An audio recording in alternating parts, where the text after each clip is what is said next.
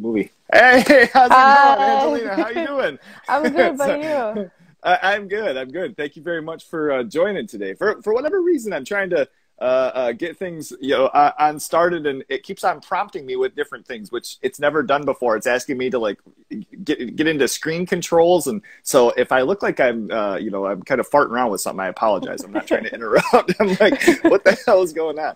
So no, thank you very much first and foremost for taking the time today. I'm really excited to dig into some of all of the stuff that we have prepped here. And the work in an intrusion, which was absolutely awesome. I appreciate that and this opportunity. So thank you for coming on today, first of all. Thank you for having me. I appreciate it. Absolutely, absolutely.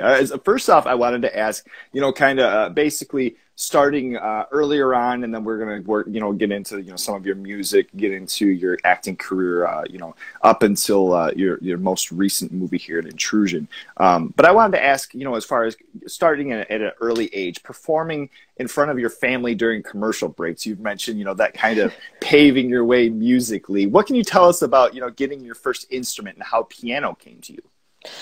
Oh, wow. There was always a piano in my house, if it was like an old grand piano. And I remember my mom would there's pictures of me as a baby wearing diapers, playing around on the piano and stuff. And it was just something that I picked up when I was in middle school. Then my mom started giving me piano lessons. She hired a teacher, and I started taking piano lessons in middle school. So that's kind of how that started. Sure. Okay. Was that always initially the first idea as far as playing piano, or did you have other instruments that you had wanted to pick up and ended up picking up Yeah. after? Because I loved music so much, I started picking up the saxophone and then the flute as well. So. Okay. And you played in band then? Yeah, I did. I did play in band. Okay. Okay. Is that something that you took past high school, or was that something that was just like a through school thing? That was more middle school. Okay. Kind of thing. I needed it. It was either it was either to wake up at 5 a.m. in the morning to take a language class or go to band class later in the afternoon. So I chose the band class. Yeah. Like waking up early and then trying to, have your brain working to figure out another language. That's I'll pick up something musically, which is also hard too. I mean, that's a whole other, a language in and of itself, trying to, pick up playing multiple instruments too. So. But I think piano, that being a first or a early instrument playing, that's something that really triggers your mind for everything else, because even still today I play drums and guitar, but piano has just never come to me for whatever reason, and it's a difficult instrument to get into, so I commend anyone playing.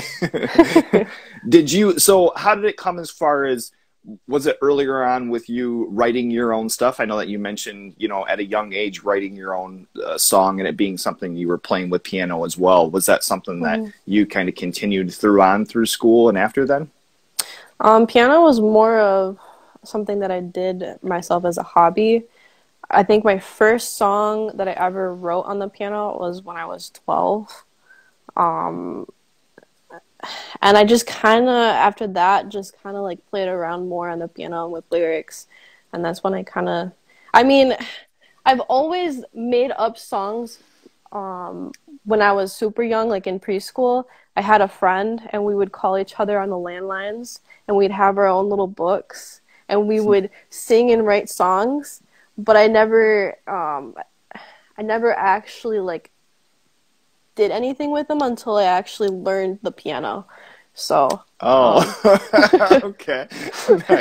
Nice. So you guys just go back and forth and kind of talk about topics or what lyrics you came up with, and what made you mad that day. I was in preschool. There were some this is way random back. Stuff. Yeah. Okay. I started making music when I was in preschool. I had an entire book with a bunch of different songs. And I was little, but I never actually until I picked up the piano, that's when I started like making a little bit more serious stuff instead of like, oh, girly girls walking through the town, shopping or whatever in preschool, something like that. But now it's a little bit more serious. Oh my Lord. So as far as musically or even in film, as far as characters or just actors or actresses, bring us back to maybe earlier inspirations that, maybe carry with you today as far as how you conduct yourself now musically or in film. If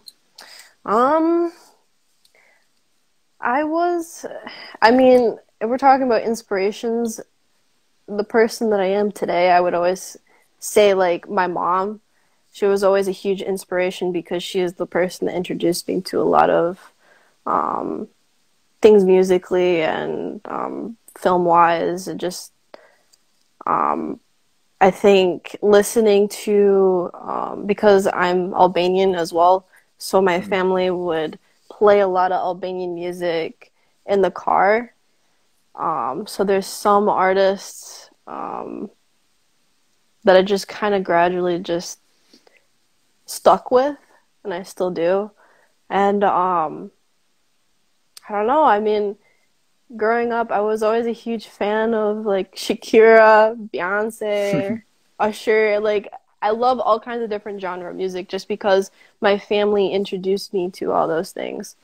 So okay, all right. Yeah. And it's something too, when we're younger, we think about all the times, where our parents tell us, that, oh, well, one day you're going to, appreciate the things I'm telling you. And it's like, at the time you just want to push them out of the way and get out of here. And then, you get a little bit older and you're like, man, you were a huge inspiration to a lot. And I should have listened probably to a lot more. Yeah. So how about, now seeing yourself on the big screen, in movie theaters and different things. Tell us about earlier memories of yourself going to a theater and maybe the first movie that you can remember or an early movie you remember going to see in the theater. Well, that's hard.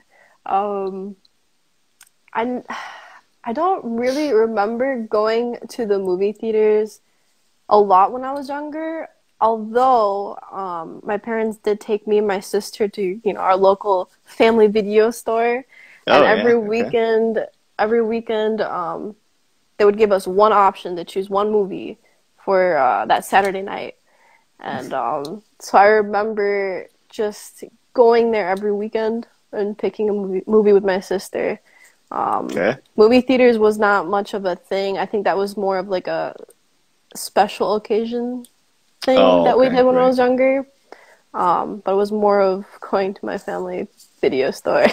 Okay, all right. Were there times too where you would kind of end up going by the scary movie section and it was like, oh, I can't do these. Yeah, I was not much of a horror type person. I think my first horror movie was when I was like 16. Okay. Yeah, it was always fun. I mean, especially, having that experience going to a video store even and being able to scan through different things and seeing the artwork or, having different introductions to things that you didn't really necessarily even know what they were, or outside of, being a little bit older and looking at the new Disney movies or some of the things that like in the 90s, they had some of like the rollerblading movies or like Rad, that was like the biking movies and kind of more, for kids, but then you stumble on like there being scary movies or different stuff. You're like, whoa, what is this stuff? Yeah.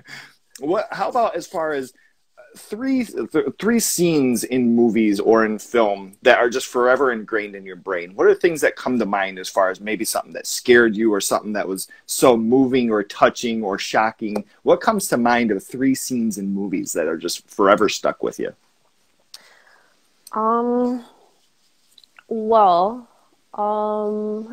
Something that I think it was The Boy in the Striped Pajamas. I think that movie was the first movie that I actually was heartbroken and I just could not stop crying just because that movie, the scenes were just so strong, especially the ending of it. I mean, I don't want to really spoil any of the movie if people do want to watch it, but it was that movie and the last scene that really struck me hard. It was just very traumatic. Yeah. And then another movie that I guess I'll never forget is Avatar, because I just think that one is just such a beautiful, just a beautiful movie in my eyes. I just think the graphics, everything about it is just so cool. Just something I just never forgot. It's actually one of my favorite movies, just because it's just so different.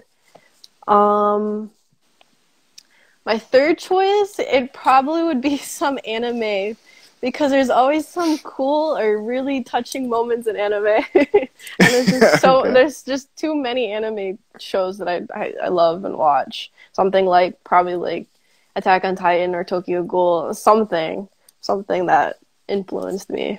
Yeah, So. and I had heard in another interview you were mentioning that too, and like manga and the different subgenres of that. How were you introduced to that then?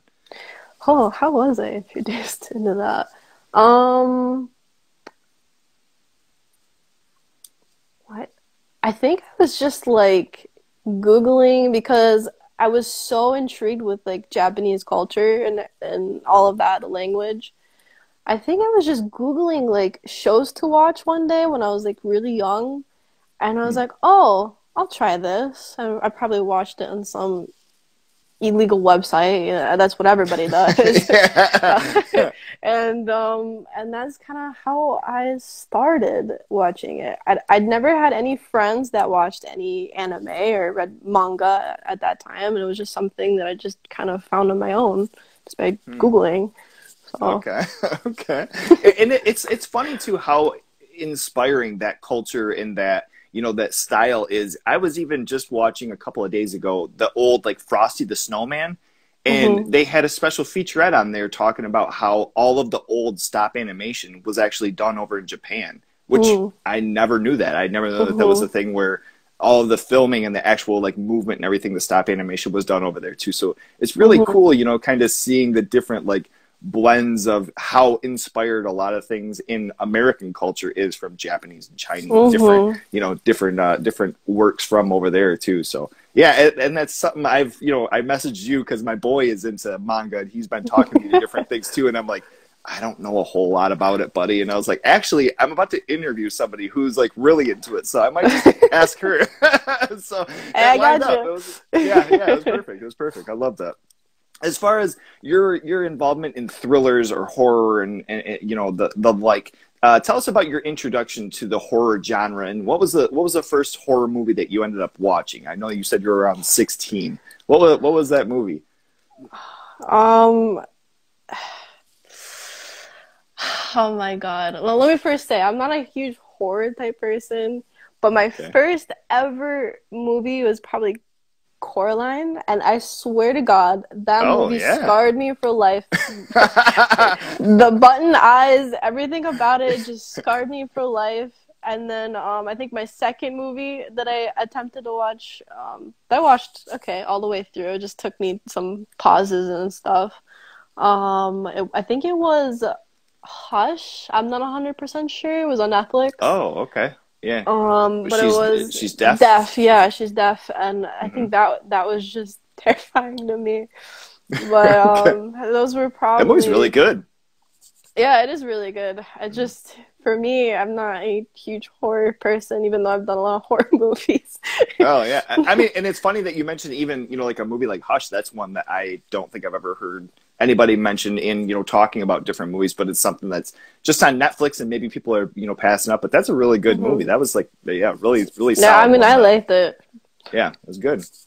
So as far as with Ash and Bone, being your first work in the genre, that was the first like horror or thriller that you were in, right? I've done other horror movies, but I think Ash and Bone is probably the one that I think it was my first lead-in for a horror movie. I've done other horror movies, but I think Ash and Bone is probably my first lead horror movie that I've done. Okay, all right. With that, I wanted to ask as far as 3 of your favorite female characters in maybe not even horror movies because you say you're not into, but even in film, as far as whether they're leads or maybe they're like a kind of assistant role. What comes to mind as far as 3 of your favorite female characters in film? If they're characters, can I mention anime? Yeah, totally. I think one of my favorite female characters, I think it has to be my first ever favorite anime character was probably Urza Scarlet from Fairy Tail. I think just because she just represented such a strong woman that can carry on herself. That was just something that really stuck to me when I was younger. So I mean, I think of her as a badass. Mm-hmm. I think for another an actress, I love Charlize Theron. She's one of my favorite Oh yeah. actresses. Charlize Theron is one of my favorite. And one more. I'm trying to think.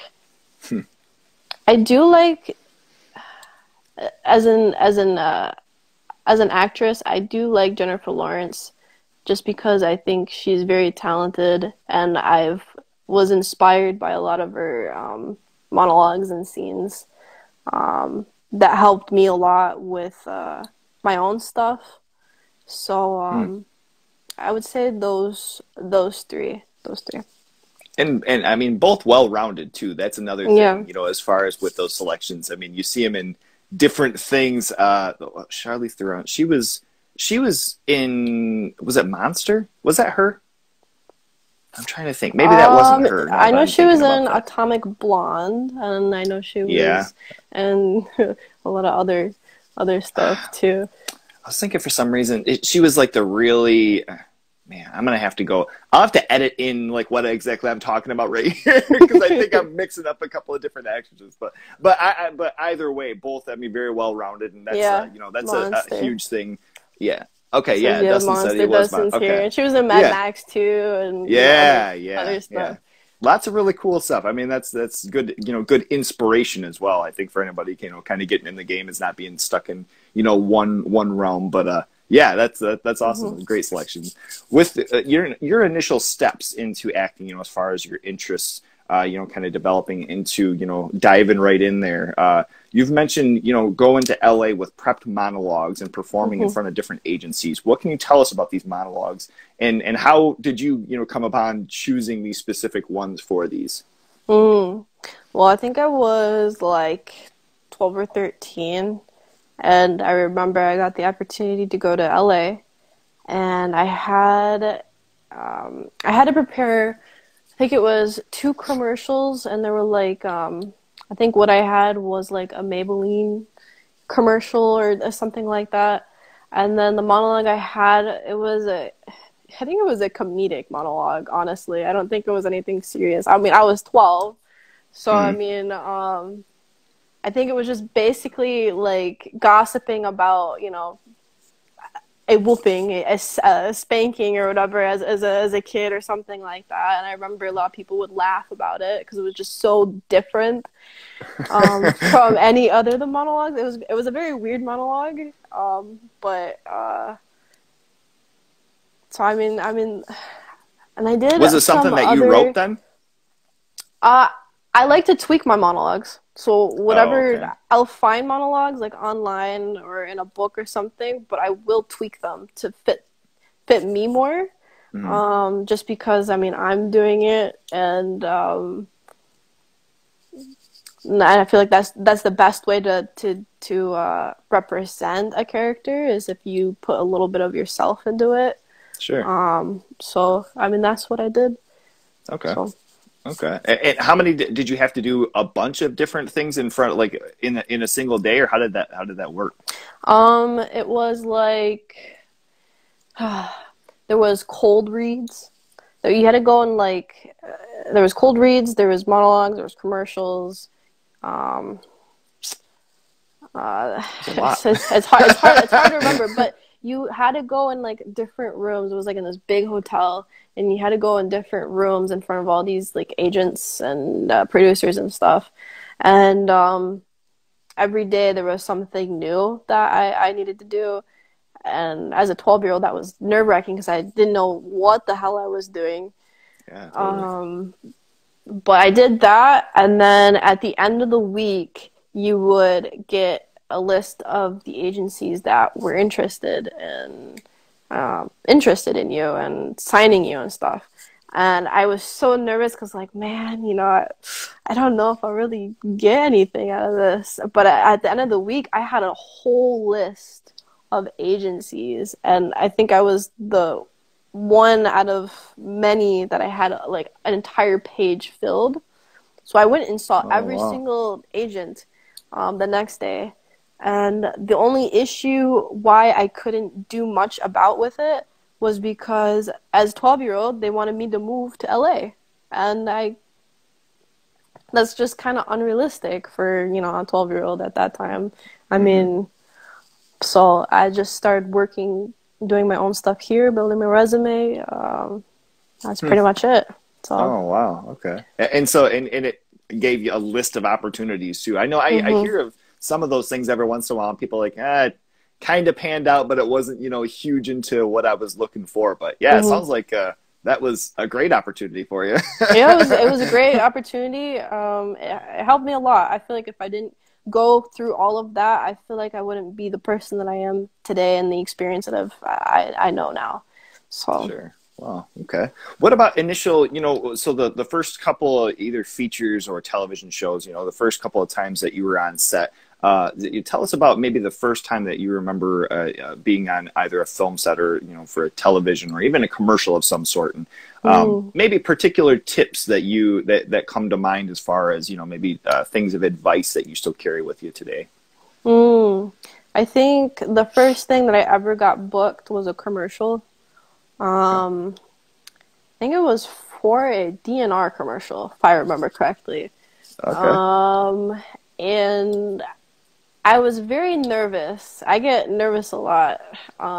But when I started, everything was just so nerve-wracking. I was so excited and I was just so nervous because, you don't want to, you're afraid of messing up. And I think that's something that I learned as I got older was, it's okay to mess up. I mean, you're the person that they hired and you're the person that makes the choices with, your character, even if it's a commercial or if it's a short or if it's a featured film. It's your choice, for your character. There's a reason why you're there.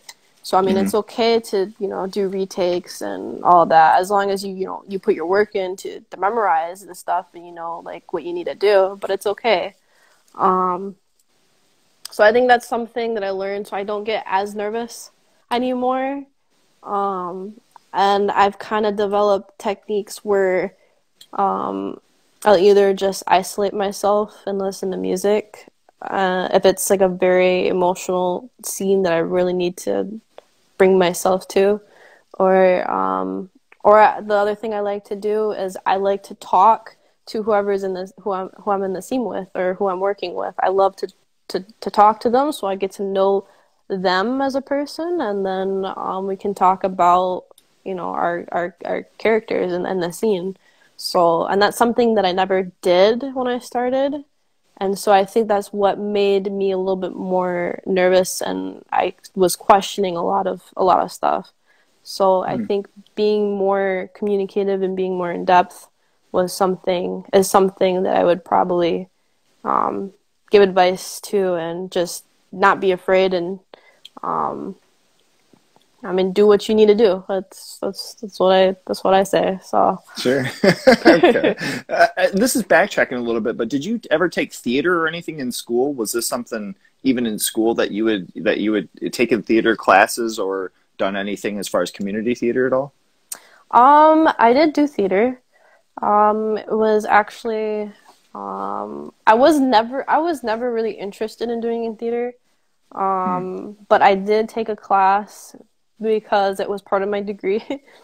Um, and I think doing it, I think okay, I done it. It was a good experience, but I mean personally, I don't think it's for me. Hmm. Um, I feel I mean, I think theater and film are very similar, but they're also very different. I Very feel like different. Yeah, I feel totally. like I get more of a connection with my character and the people around me in film as in theater. I don't feel as natural talking in a louder voice and being a little bit more dramatic, but you're still trying to be real with your lines and your movement. So I think personally theater is not for me. I've tried it, and a lot of people are amazing at it. Just I don't think it's for me. Okay. Yeah, totally. I was just going to ask too, because it was something that in high school I did a couple of years, and you just mentioned nerve-wracking. It's like when you have seconds of like somebody telling you to do something, and it's like, I'm going to fail this if I don't go up and make a complete idiot out of myself, or at least, try to make it like a decent time. Like, so I just didn't know if that was something that you had done in school or not or whatnot. One aspect I kind of going into this next question, as far as you've mentioned using personal experiences and, kind of having, a little bit of yourself into characters that you take on.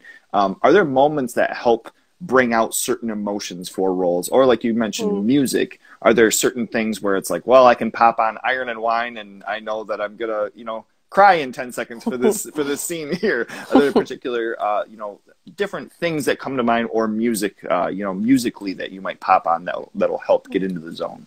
Well, different characters, I do have music that I choose for that character. As in like Ash and Bone, I'd probably be listening to metal. As in Intrusion, I was listening to indie pop music.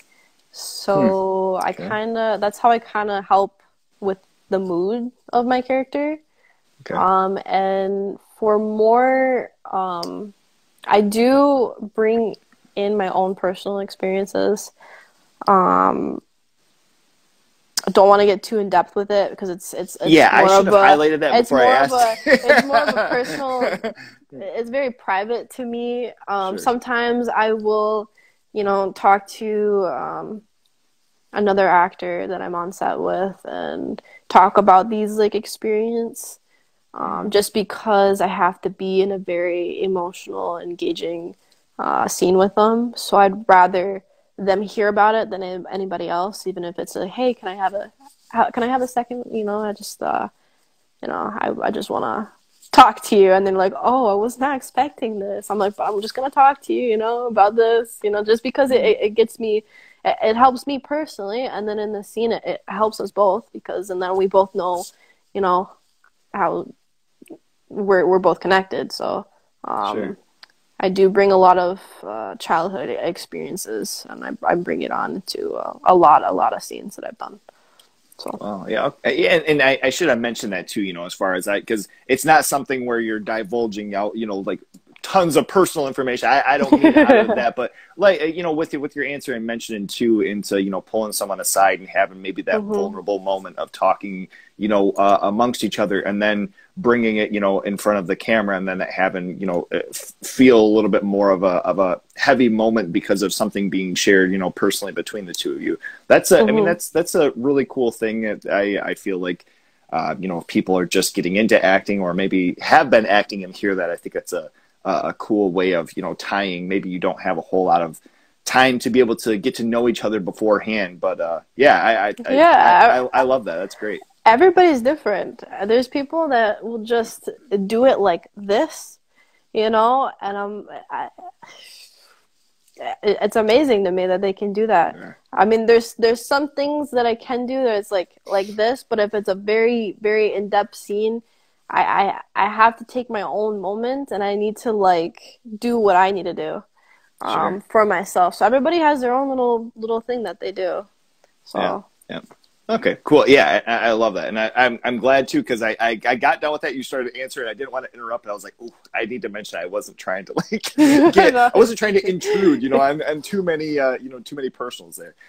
So moving on, I wanted to really dig into an Intrusion, and first off, touch on how were you introduced to the movie or the script, and what about it initially grabbed your interest? Well, I met with Nick and Sam.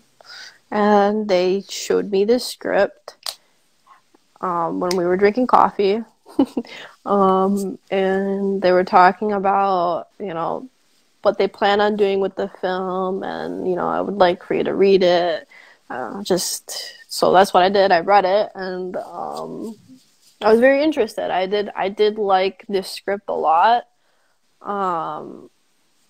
And I was like, okay, all right, I'll do it. So I mean, that's how I got introduced to an Intrusion. They gave me the Okay. script, I read it, and I was like, yeah, I mean, let's do it. So Dive right in. yeah, let's do it. I'm ready when what you was are. okay? What was the time frame as far as from being introduced to it until when you first were getting on set? Was it a pretty quick process then? I actually do not remember. I think there was some time. I think there was a decent amount of time beforehand. Okay. So right. I think I got a couple of months of prep. So Okay. Cool. I don't think it was rushed. What was the first days that you were on set and the first scenes that you ended up filming? Okay, the first scene was the most easiest scene ever. It was me getting out of bed, and you don't even see that in the film. It was me getting out of bed, waking up for the text message. In the beginning of the film, you see me texting, right? There was a before part where I got out of bed, and we don't see that. But that was the first scene that I filmed. Okay. My last scene was the final scene, actually, of the entire film. Oh, okay. Okay. So Wow. I guess it kind of fits. You begin the movie and then you end the movie. So normally doesn't happen like that, but that's how it happened. Okay. All right. So that first initial scene that was kind of heart-wrenching, and you're like, oh, okay, got to get into the mode of this, and don't even end up seeing it. That's fine. It was a good thing because I was so tired. I'm like, great. I'm just gonna be laying in bed, waking up, laying in bed, waking up, and I'm glad that was the first scene, honestly. Yeah. Okay. All right. So then the last scene you'd mentioned was the we'll say just with like the police and everybody on hand then. Yeah. With the street shut down. Yes, that one was a little more. I had to get into it. I think what I did, I was in a room by myself. I'm sorry, can you hold on a second? This is trying to like cut me off for some second. Let me see here.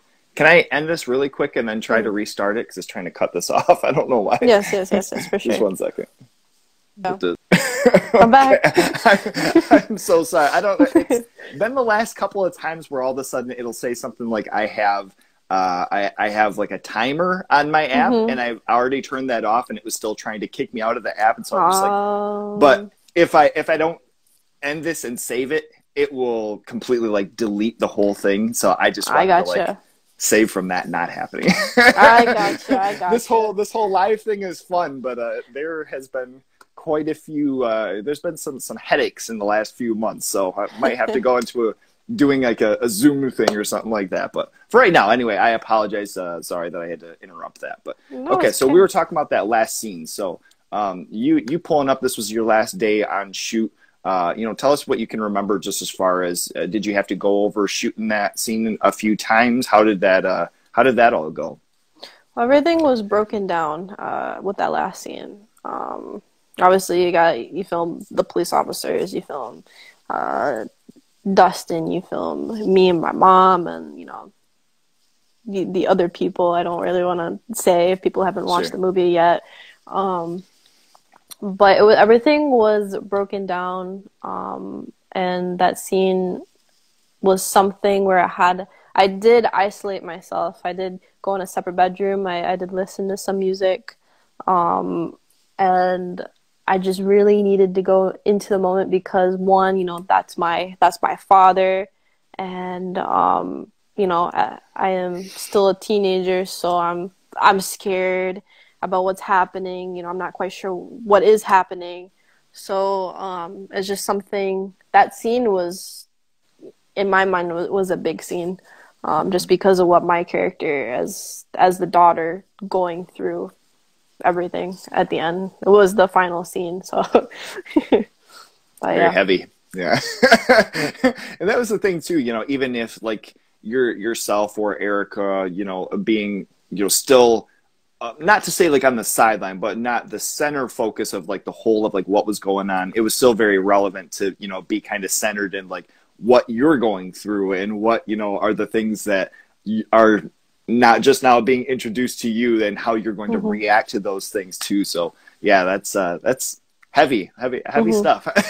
And I can't imagine. I don't really know what would go into prepping for receiving some of that news, but dear Lord, I'm glad that I wasn't in that position. Now, yourself, you're from Michigan, right? Yes. Or at least have lived here for myself as well. You know, and so filming in the state, what can you tell us about, you know, shoot locations that you were familiar with, and maybe some others that you discovered through shooting the movie? I feel like I don't go out much, so everything like for the film locations and Intrusion, everything was new to me, honestly. I mean, I've known of the areas. I just hardly ever go through them.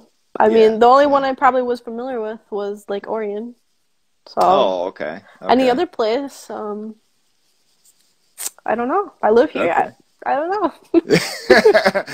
Well, it was funny. I mean, myself, like, my band has played at the Sanctuary before, and so, like, watching the movie, and all of a sudden, you know, they kind of mentioned, like, oh, meet me at the Sanctuary Club, and I was like, oh, okay, that's kind of a cool nod, and then all of a sudden it shows. I'm like, holy crap, like, I've played there before. Like, that's so sick. You know, it's cool. So, and talking with Nick, you know, on some of those things, too, like, it was really, really fun, you know, just on some of the things that ended up landing in there, but you know, like my wife always talks about traveling and going to like California or Colorado or, you know, flying out of state. And I'm like, there's so much of Michigan that we've never seen. Like, it's a big place and there's a lot of different things, you know, a lot of different opportunity, you know, that we have here. And unfortunately, it's winter now, so snow, but.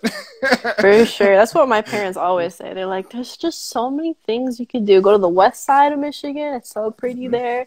And I'm like, oh, I want to go here. It's outside of Michigan, but there is a lot of pretty places. I've been to the west side, so I mean, it is really nice over there. Okay. So. Yeah. Well, how about as far as once you got the part, you know, telling us about what about Rebecca stood out to you, and possibly, you know, what was there that maybe you wanted to bring to the role that maybe wasn't in the script, or, you know, you mentioned, you know, bringing in a little bit of yourself into the character? Well, I mean, Rebecca is your typical teenager and going through life stuff. Yeah. So, I mean, when I read the lines, you know, I kind of saw the way where I like already wanted to take her, and I wanted to put some of myself into it, just because, I mean, I'm not that far off of being a teenager. Sure. So, I mean, I really don't, I don't know what to really say about this. I mean, this story that she is involved in, the life story that she's involved in, I think that's what makes her a little bit different. Just the things that she has to go through with her family and like what's happening at the house. I don't think many people really have to go through that. Through that. I know it happens. Right. But I'm sure, you know, it's a traumatic experience having people invade your home, and your home is your safe place. So, I mean, I can imagine too, you know, like a lot of these times it's just kind of a blessing, you know, to be able to read these things and be like, my God, thank you that this is not my life. Yeah, thank God. Love you, Dustin. I see Dustin in the chat. Yeah, he's been in all of them, and what a rascal. I love the guy. We had such a fun time. This whole process has been absolutely awesome too. So I you know, this has been a lot of fun having everybody, you know, coming in and listening and chiming in as well too. As far as different moments of performances, other performances that may have pushed you a little bit further in filming an Intrusion, what comes to mind as far as other performances that maybe you went in and you had, you know, some energy going and it was like, oh boy, they're bringing it. I gotta step it up here. I think the home invasion scenes were one of the times where I needed to like really, you know, I try my best to make everything as real as possible in my mind so I can experience what Rebecca's experienced. what she's experiencing. So, I mean, that's the only way the audience can, you know, live through what I'm living through. So, I mean, I think the home invasion scenes were one thing where I really, really needed to get into, and the final scene, because I mean, that's my father, and he's saying all these things that he has done in the past, and I mean, everything is adding up. So, I mean, that's just it hurts, you know. So, I think those scenes I really, really were the scenes that I really needed to get into the most. Okay. Yeah. As far as within the movie, were there certain moments that, you know, after the first time watching it, you know, had maybe turned out all the, you know, even better than what you initially had like saw on the script, or, you know, certain scenes where you're like, no, this is going to be kind of tough, and then, you know, finally watching it and it being all the more, you know, impressive than what you initially imagined? I do think a lot of the scenes look really nice. I didn't expect a lot of scenes to look the way they do. Just cinematically, I think there's a lot of appealing things for the eye. A scene. Trying to think. I think this scene when I'm with Kier, when we're walking down, I was actually really nervous for that scene, honestly, because all of that was ADR, and ADR is not my favorite thing to do in the whole world. What so what is that? I don't want to sound like a dummy. That's when me and him are, you know, walking on the sidewalk, and we're just talking about my dad, because my dad is he has a feeling my dad doesn't like ADR. ADR. I thought you were talking about the scene. ADR is when you have to go in and watch the video and then do the lines. So you're adding the lines on top of the video. So you're not actually... the audio got messed up somehow when we were filming it. So doing the ADR for that, I was really nervous. Just because it was so hard to match my lips talking and the way I said it. Because it was just so hard. But I think that one turned out better than what I expected. I thought that was just going to be I'm glad. I'm so glad. Yeah. Wow. Okay. So, I mean, I guess it wouldn't be necessarily, there's been certain times where I feel like you can tell that, you know, maybe even the situation that they're in, that the clarity of their voice wouldn't be, you know, like as clear as you're hearing it. But yeah, I've probably watched the movie now 4 or 5 times just out of with family and with interviews and things, and I've never noticed that. So yeah, bravo to everybody involved. Well, I'm happy. I'm happy that, you know, my lines, so what I did in ADR matched my lips. So that's the only thing I was worried about. Okay.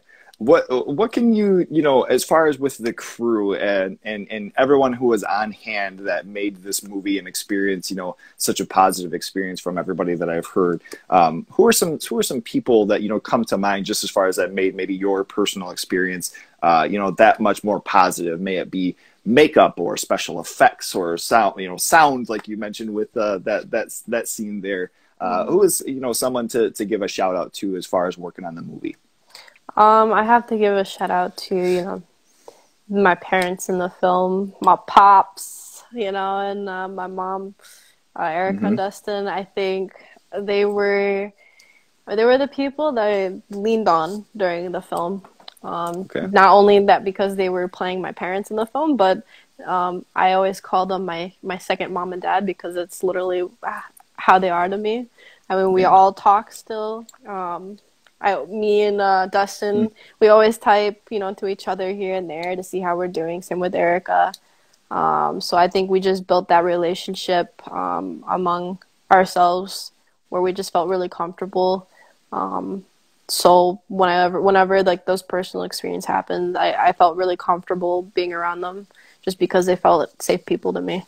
So Sure. Okay. And you've worked with Erica before, right? yeah, I've worked with Erica before. Okay. Okay. I had seen something and I forgot that I didn't mention that in when I was interviewing her and mentioned that, she'd worked with you on other movies. And it appears that I forgot to write that down for this too.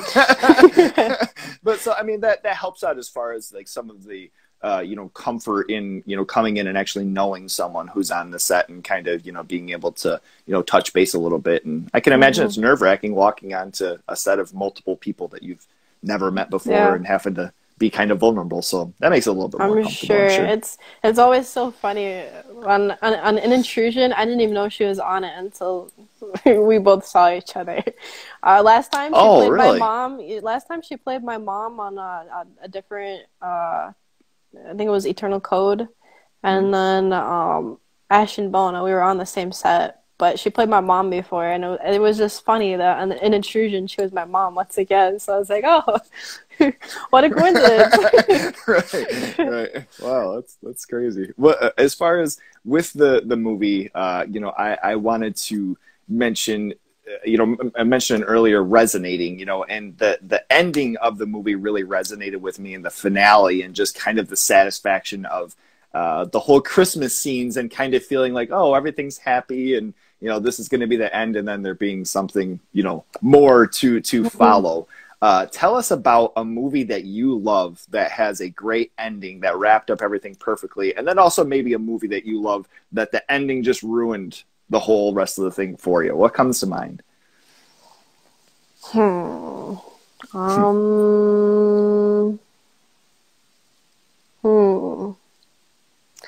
was actually a hard question. What's a movie? I feel like that's just so. I mean, obviously, everybody has their own different opinions on what they think of endings of movies, because you can do so many different things with endings. Sure.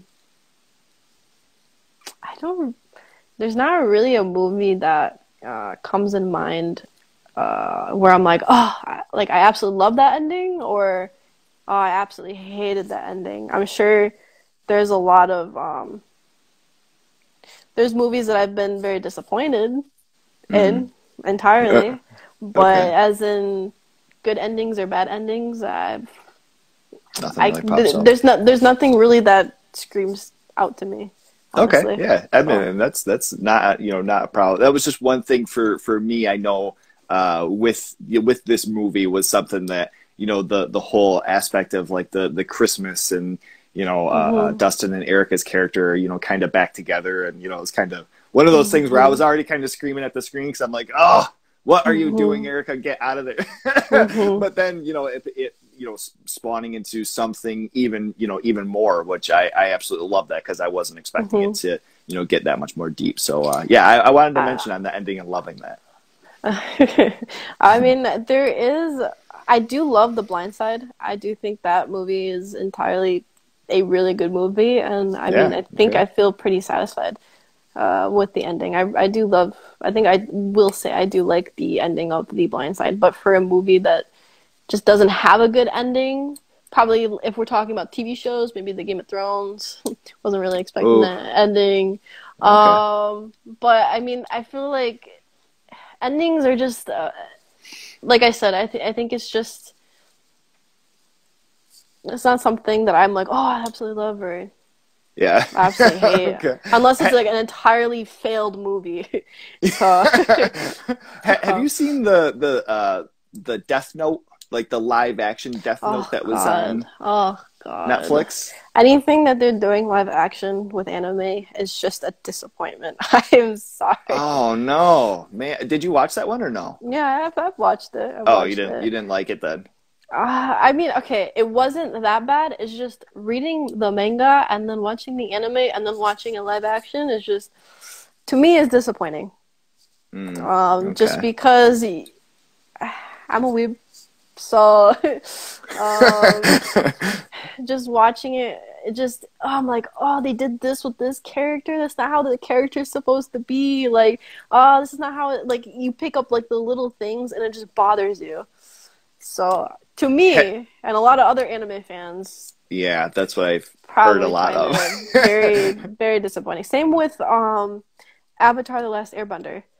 The Avatar: Last Airbender live action movie. Oh my God, they ruined it. That's like one of the best like English cartoons, like anime. I call it. I put it in the anime category, but that's like oh my God, that was just a huge disappointment. When I first saw it, I was so excited. You have no idea. I was so excited, and then when I watched it, I was like, wow, they ruined it. Oh Wow. God. That's it. Well, it was like we were watching. I had watched Death Note with my boy, and you know he's real into like manga and different things, and he was like, "I don't know why they did this. I don't know why." I'm just like, just enjoy it. I think this is pretty cool. Like, settle down. But I think it's kind of along with with anybody who's real big into books or like Stephen King fans for for instance with talking about the movies versus the books. Have there been any interpretations as far as maybe not even live action but book to screen of mangas or anime that you have particularly loved or thought that they did a great job with? Manga anime. I mean, there's a lot of them. I love your typical Attack on Titan, Tokyo Ghoul. Tokyo Ghoul's last season was very disappointing, though. That was one of my favorite animes until the last season came out. I was like, no one. It's like all over the place. But I think Tensura. I think in English it's I got reincarnated by a slime, something like that. I think that did. I think that did good. Jujutsu Kaisen. I think that one did good. There's a lot. To Your Eternity. It's very different than what I normally watched. But that one's. I do like that one. I think that one came off pretty good off of the manga. There's a lot. I feel like with manga and anime, I feel like it's easier to please your audience more. Okay. Have there been any interpretations like live action that have actually pulled it off, or is it still? No. I don't. For me, I think it will be very hard to do a really good live action with an anime manga. I think that would be really hard. Whoever can do it right, great. But right now, I'm not touching it with live action until there's some good reviews on it. Okay, all right. So, all right. Last up, rapping here. You'd mentioned, touching on your Twitch channel, and you have a game. Is it Valorant? Is that what it's called? Yeah, I play the game Valorant. Okay. Currently, my current rank is Immortal 3 on it. If people know what I'm talking about. Okay. I think it's like 2% of people are in that rank. And currently, we're working on a team. The team name is called Replay Stallions. People might know our Halo team. The Halo team, I think, is like 33 in the world right now for Replay. Replay Stallions. I think there's another team with Replay in it. But right now, I am the captain of my Valorant team. And I brought a couple of my friends on it. So we actually just first started did our first practice on Thursday. So we're just kind of like we're trying to get the vibe of each other. Everybody is still playing it like a ranked game, so we need to work more on our teamwork at the moment. But everybody is very skilled and talented, and they have a lot of passion for it. And I think it's crazy that you can have a living with video games. So insane. Yeah, absolutely. I think that's crazy. So we're working on it, and I think the signing is happening in January for the players. So, and there's going to be a lot of cool events here in Michigan with my team and stuff with other pro teams that they're bringing in. So if you look up Replay Stallions, Replay Cafe in Detroit, you can keep up with the events that's happening with the Valorant team. There's other games if you play them. I just specific in the game Valorant. It's a shooter. So yeah. Okay. I mean that's it. So is this something that's just? It's not specific to like Twitch or anything, right? Like this is something that it's already like a game on its own that you sign into, and can anybody join it, or is it like it has to be like an accepted? Yeah, anybody can play Valorant. It's Okay. a PC game. So I mean, if you're a console Oh, player, okay. I'm sorry. I am Yeah. sorry, but it's a PC game. Anybody can play. You can play Okay. just for fun. You can play competitively. I just do it competitively. I don't know who would find any game for fun that involves ranks in it. Yeah. But I mean, I do enjoy it. I like to compete, and I think with Replay Stallions, just because the women in gaming isn't really acknowledged. With Replay Stallions, they're not trying to do the whole separation of just having a males team and a females team. It's, if you are dedicated and if you are good enough, it doesn't matter if you're a boy or a girl, just you can make a team, you can be part of any kind of team. So that's what Replay Stallions is doing, and I'm very grateful and very appreciative that they see my talent and stuff, and Hmm. that we can grow something and get recognized on doing something different. So Dang. And it's some sort of an income as well? with esports, there is income. So once the signing happens, slowly, and we get income out of tournaments too. So if we win them, if there's Dang. a prize pool and stuff for them. So I mean, it's a little bit of everything. Yeah. So Wow. What are some of the tournaments that you were mentioning that are in the state here? Are these things that you're going to be taking part of as well? well, the events, they're still working on it. We're Replay Stallions is collaborating. I don't know if I can say yet because they haven't done their agreement yet. Hmm. But there's gonna be some pro teams collaborations coming here with events in the spring. There's gonna be a couple of them, and my team will be part of it. Oh, dang. So I know a lot of people are really excited, the people that are coming. So hopefully, our team can be recognized and acknowledged as well. So Dang. Yeah, that's awesome. I mean, that's so cool. I mean, especially from just starting something and playing and having fun with it to, yeah, getting to, somewhat of a recognition or a big recognition. That's huge. yeah. You That's never awesome. know. You never know until Yeah. you try. Yeah, awesome. I love that. All right, well, I do have one finale here, but if you want to let everybody know what you have going on, whether it's the game or if you have different things that you are going to be picking up, acting wise or even musically, this is your opportunity to let us know what's new with you. I just finished a short that was entirely in French. Don't ask me how that happened. It just happened. I don't know any French. Let me put that out there. I spent a couple months with a language coach that they provided learning French for this short film. Whoa, no kidding. So I just finished that. And currently I am working a lot with my team stuff just because it's new and we're trying to get someplace really fast.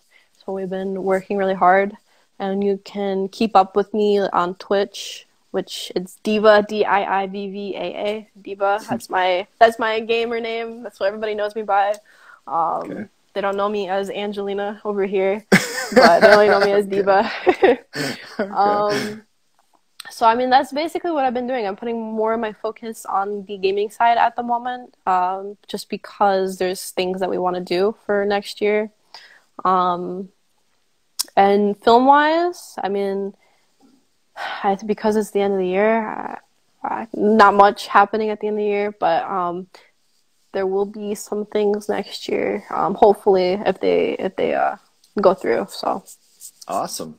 Very cool. That's great. And I mean, keeping busy, just as far as having, yeah, a movie out that's still, traveling. I think there's still a couple of dates left in the theaters there. I know Dustin just had a premiere that was in Arkansas there. yeah, I saw not that. too long ago. So that looked awesome. That was very, very fun. Mm-hmm. So as a finale here, I just wanted to ask as far as, digging further into your interest in manga and anime. And if there was something that you had the opportunity to be able to do a voice acting for, a certain story, or if it was something that maybe is a line of books that hasn't, been made into a show yet, what would that be, and what would be another actor and actress that you would like to have hired on to this as well to do a voice for a voice entry for this? I don't know. That's hard. I don't think there's a manga that I don't know that's already made into anime. Okay. I think I recognize manga if there's an anime out there. Okay. But I would like to say I would love to do an anime. I would love to. I've been learning Japanese. Hajimemashite. Oh, really? Hajimemashite. Yoroshiku onegaishimasu. I think I can speak a little bit of it. I've been learning Japanese for 2-3 years now. Oh, wow. No kidding. Okay. So I'm and now some maybe. French. Maybe if if they had please to leave the French out. My French is a little rusty. Okay. I only know my lines. I can speak my lines to the T, but if you tell me to say anything in French right now, I'd be like, Google Translate. Hold on. Okay. But